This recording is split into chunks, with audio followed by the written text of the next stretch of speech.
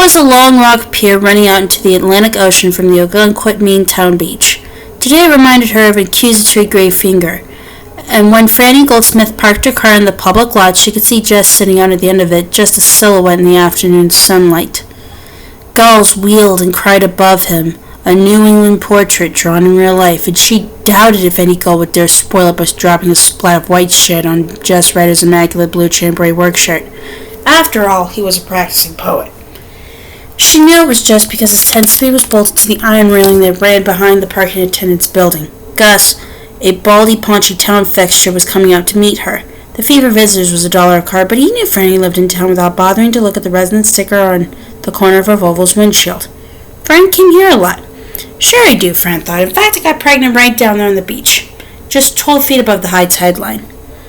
Dear Lump, you were conceived in the scenic coast of Maine, 12 feet above the high tide line and 20 yards east of the seawall. X marks the spot. Gus raised his hand toward her, making a peace sign. The fellow's on the end of the pier, Miss Goldsmith. Thanks, Gus. How's business? He waved smilingly at the parking lot. There were maybe 24 cars in all, and she could see blue and white resident stickers on most of them. Not much trade this hour, he said. It was June 17th. Wait 2 weeks and we'll make the town some money. I'll bet, if you don't embezzle it all. Gus laughed and went back inside. Franny leaned one hand against the warm metal of her car, took off her sneakers, and put on a pair of rubber thong sandals. She was a tall girl with chestnut hair that fell halfway down the back of the buff-colored shift she was wearing. Good figure, long legs that got appreciative glances. Frat house. Prime stuff was the correct frat house term, she believed. Looky, here comes Nookie. Miss College Girl, 1990. Then she had to laugh at herself, and the laugh was a trifle bitter. You are carrying on, she told herself, as if this was the news of the world. Chapter 6. Hester Prynne brings the news of Pearl's impending arrival to Reverend Dimsdale. Reverend Arthur Dimsdale he wasn't. He was Jess Ryder, age 21 years younger than our heroine, little Fran. He was a practicing college student undergraduate poet. You could tell by his immaculate blue chambray work shirt. She paused at the edge of the sand, feeling the good heat beating the soles of her feet even through the rubber thongs. The silhouette at the far end of the pier was still tossing small rocks into the water. Her thought was partly amusing, but mostly dismaying. He knows what he looks like out there, she thought. Lord Byron, Bysshe Shelley, lonely but unafraid, sitting in lonely solitudes, surveying the sea which leads back to where England lies, but I, an exile, may never— Oh, balls! It wasn't so much the thought that disturbed her as what it indicated about her own state of mind.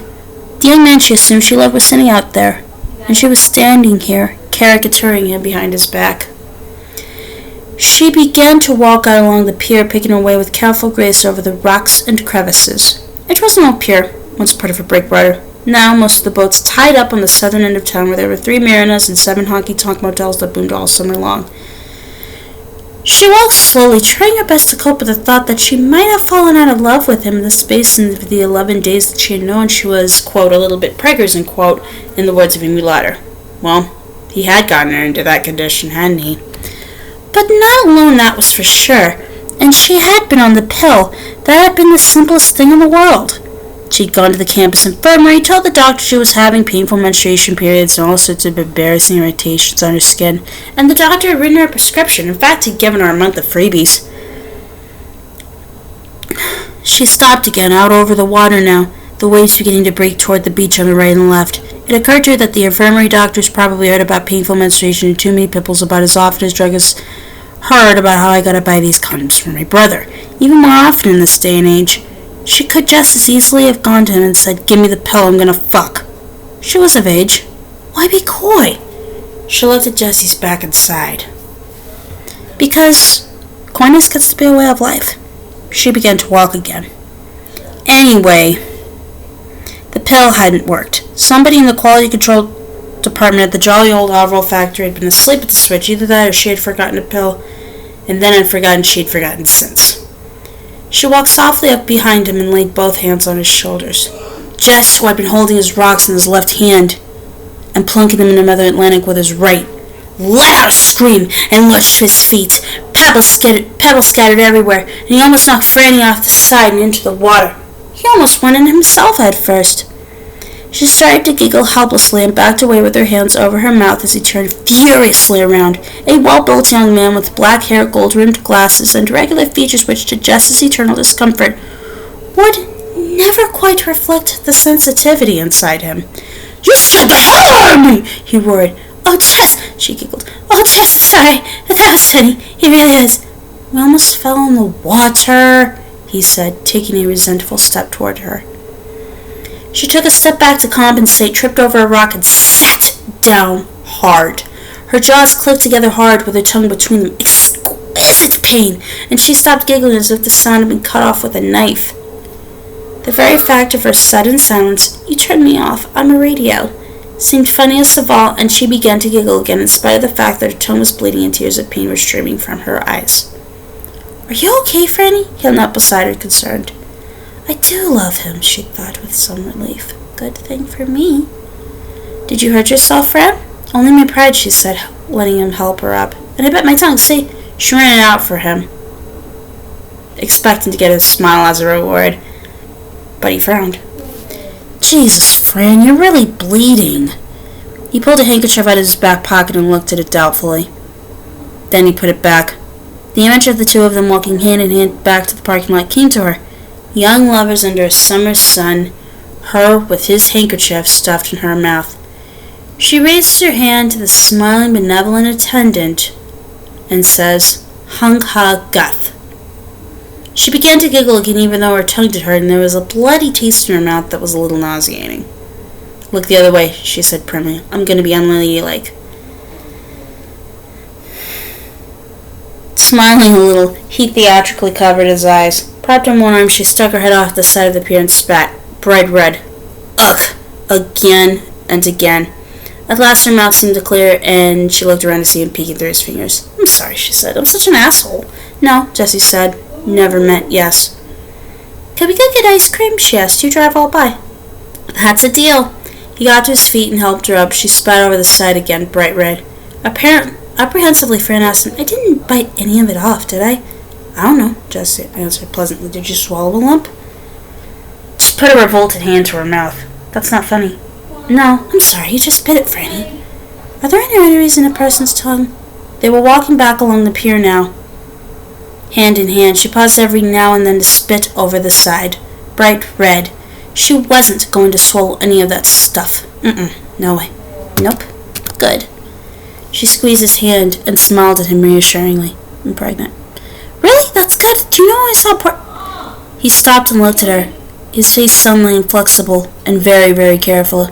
It broke her heart a little to see the wariness there. "What'd you say?" "I'm pregnant." She smiled at him brightly and then spat over the side of the pier, bright red. "Big joke, Franny," he said uncertainly. "No joke."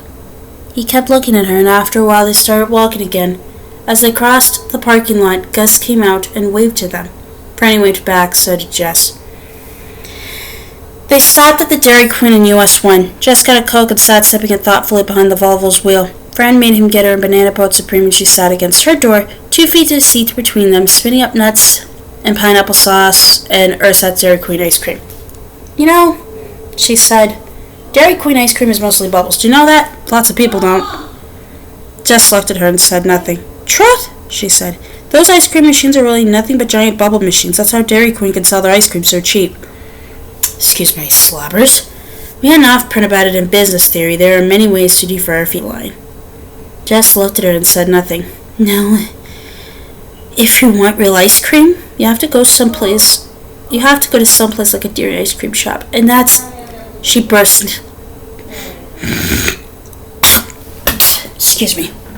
into tears. He slid across the seat to her and put his arms back.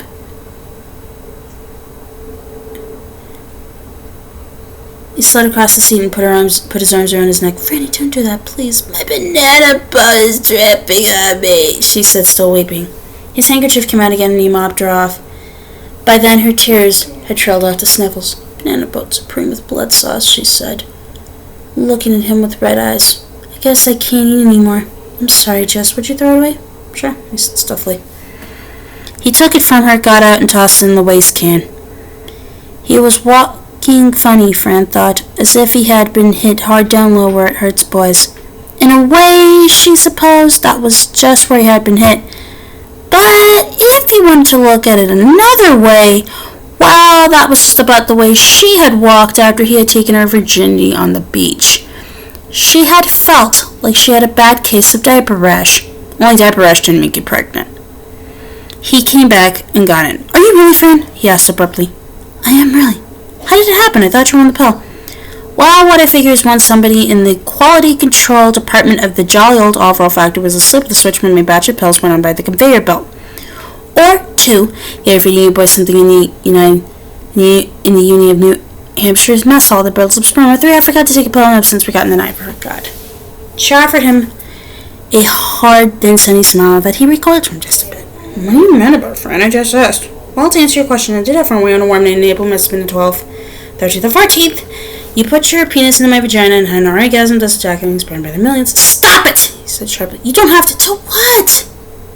Outwardly stony, she was dismayed inside. In all her imaginings of how the scene might play, she'd never seen it quite like this. "To be so mad," he said lamely. "I'm not going to run out on you. No." She said more softly. At this point, she could have plucked one of his hands off the wheel, held it, and healed the breach entirely, but she couldn't make herself do it. He had no business wanting to be comforted, no matter how tacit or unconscious his wanting was. She suddenly realized that one way or another, the laughs and the good times were over for a while. That made her want to cry again, and she staved the tears off grimly. She was Franny Goldsmith, Peter Goldsmith's daughter, and she wasn't going to sit in the parking lot of the Uncut Dairy Queen crying her damn stupid eyes out. "What do you want to do?" Jess asked, getting out his cigarettes. "What do you want to do?" He struck a light, and for just a moment as cigarette smoke wafted up, she clearly saw a man and a boy fighting for control of the same face. "Oh, hell," he said. "The choice is as I see them," she said. "We can get married and keep the baby. We can get married and give the baby up. Or we don't get married and I keep the baby. Or, Franny, or we don't get married and I don't keep the baby. Or I could get an abortion. Does that cover everything? Have I left anything out?" "Franny, can't we just talk?" "We are talking," she flashed at him. "You had your chance, and you said, 'Oh, hell,' your exact words. I have just outlined all of the possible choices. Of course, I've had a little more time to work up an agenda." "You want a cigarette?" "No, they're bad for the baby." "Very good, damn it. Why are you shouting?" she asked softly. "Because you seem determined to aggravate me as much as you can," Jess said hotly. He controlled himself. "I'm sorry. Just can't think of this as my fault." "You can't?" She looked at him with a cocked eyebrow. "And behold, a virgin shall conceive." "Do you have to be so goddamn flip? You had the pill, you said. I took you at your word. Was I so wrong?" "No, you weren't so wrong, but that doesn't change the fact." "I guess not," he said gloomily and pitched his cigarette out half smoked. "So what do we do?" "You keep asking me, Jessica. Just outlined the choices as I see them. I thought you might have some ideas for suicide, but I'm not considering it at this point. So pick the other choice you like and we'll talk about it." "Let's get married," he said in a sudden, strong voice. He had the air of a man who has decided that the best way to solve the Gordy knot problem would be to hack right through down the middle of it, full speed ahead, and get the bullshitters below decks. "No," she said. "I don't want to marry you." It was as if his face was held together by a number of unseen bolts, and each of them had suddenly been loosened to turn in half. Everything sagged at once. The image was so cruelly comical that she had to rub her wounded tongue against the rough top of her mouth to keep from getting the giggles again. She didn't want to laugh at Jess. "Why not?" he asked. "Fran, I have to think of my reasons why not, because I'm not going to let you draw me into a discussion of my reasons why not, because right now I don't know." "You don't love me," he said sulkily. "In most cases, love and marriage are mutually exclusive states. Pick another choice." He was silent for a long time. He fiddled with a fresh cigarette, but he didn't light it. At last he said, "I can't pick another choice, Franny, because you want to discuss this. You want to score points off me." That touched her a little bit. She nodded. "Maybe you're right. I've had a few scored off me in the last couple of weeks." "Now you, Jess, you're at your college of the way. If the mugger came at you with a knife, you'd want to be in a seminar on the spot." "Oh, for God's sake, pick another choice." "No, you've got your reasons all figured out. Maybe I need a little time to think, too." "Okay, would you take us back to the parking lot? I'll drop you off and do some errands." He gazed at her startled. "Franny, I rode my bike all the way down from Portland. I've got a room at a motel outside of town. I thought we were going to spend the weekend together." "In your motel room? No, Jess, the situation has changed. You just get back on your 10-speed and bike back to Portland, and you get in touch when you've thought about it a little more. No great hurry." "Stop riding me, Franny." "No, Jess, you were the one who rode me." She jeered in sudden, furious anger, and that was when he slapped her lightly backhand on the cheek. He stared at her, stunned. "I'm sorry, Fran." "Accepted," she said colorlessly. "Drive on." They didn't talk on the ride back to the public beach parking lot. She sat with her hands folded in her lap, watching the slices of ocean laying between the cottages just west of the seawall. They looked like some apartments, she thought. Who owned these houses? Most of them still shuttered blindly against the summer that would begin officially in less than a week. Professors from MIT, Boston doctors, New York lawyers. These houses weren't the real biggies, the coast estates owned by men who counted their fortunes in 7 and 8 figures. But when the families who owned them moved in here, the lowest IQ on Shore Road would be Gus the parking attendant. The kids would have 10 speeds like Jess's. They would have bored expressions, and they would go with their parents to have lobster dinners and to attend the Uncut Playhouse. They would idle up and down the main street, masquerading after soft summer twilight as street people. She kept looking out at the lovely flashes of cobalt between the crammed-together houses, aware that the vision was blurring with a new film of tears. The little white cloud that cried. They reached the parking lot and Gus waved. They waved back. "I'm sorry I hit you, Franny," Jess sighed in a subdued voice. "I never meant to do that." "I know. You're going back to Portland. I'll stay here tonight and call you in the morning, but it's your decision, Fran. If you decide, then the portions of the thing will scrape up the cash." Pun intended. "No," he said. "Not at all." He slid across the seat, and he kissed her chastely. "I love you, Fran." "I don't believe you do," she thought. "Suddenly I don't believe it at all, but I'll accept in good grace I could do that much." "All right," she said quietly. "That's the Lighthouse Motel call if you want." "Okay." She slid behind the wheel, suddenly feeling very tired. Her tongue ached miserably where she had bitten it. He walked to where his bike was locked to the iron railing and coasted it back to her. "Wish you'd call, Fran." She smiled at her officially. "We'll see. So long, Jess." She put the Volvo in gear, turned around and drove across the lot to the shore road. She could see Jess standing by his bike yet, the ocean in his back, and for the second time that day she mentally accused him of knowing exactly what kind of picture he was making. This time, instead of being irritated, she felt a little bit sad. She drove on, wondering if the ocean would ever look the way it had looked to her before all of this had happened. Her tongue hurt miserably. She opened her window wider and spat, all white and all right this time. She could smell the salt of the ocean strongly like bitter tears.